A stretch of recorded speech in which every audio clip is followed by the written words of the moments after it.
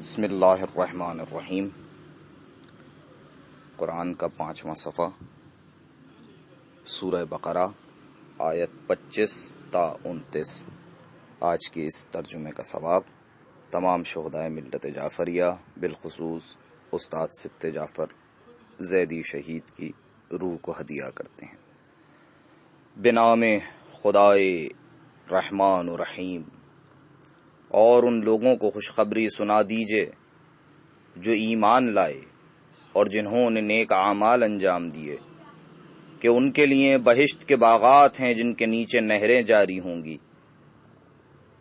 اس میں سے جب بھی کوئی پھل کھانے کو ملے گا تو وہ کہیں گے یہ تو وہی ہے جو اس سے پہلے بھی مل چکا ہے، حالانکہ انہیں ملتا جلتا دیا گیا ہے۔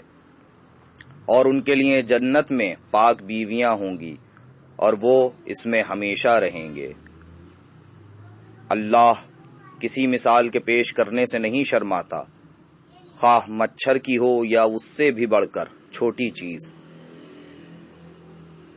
پس جو لوگ ایمان لا چکے ہیں وہ جانتے ہیں کہ یہ مثال ان کے پروردگار کی جانب سے برحق ہے، لیکن کفر اختیار کرنے والے کہتے رہیں گے کہ اس مثال سے اللہ کا کیا مقصد ہے۔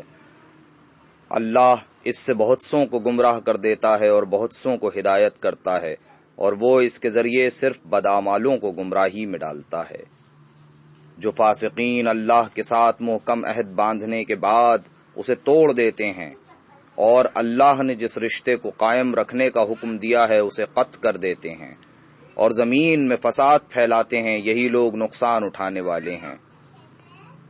اللہ کے بارے میں تم کس طرح کفر اختیار کرتے ہو، حالانکہ تم بے جان تھے تو اللہ نے تمہیں حیات دی، پھر وہی تمہیں موت دے گا، پھر آخر کار وہی تمہیں زندہ کرے گا، پھر تم اسی کی طرف لوٹائے جاؤ گے۔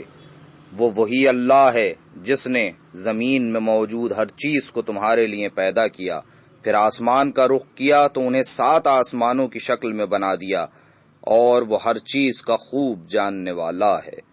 صدق اللہ العلی العظیم۔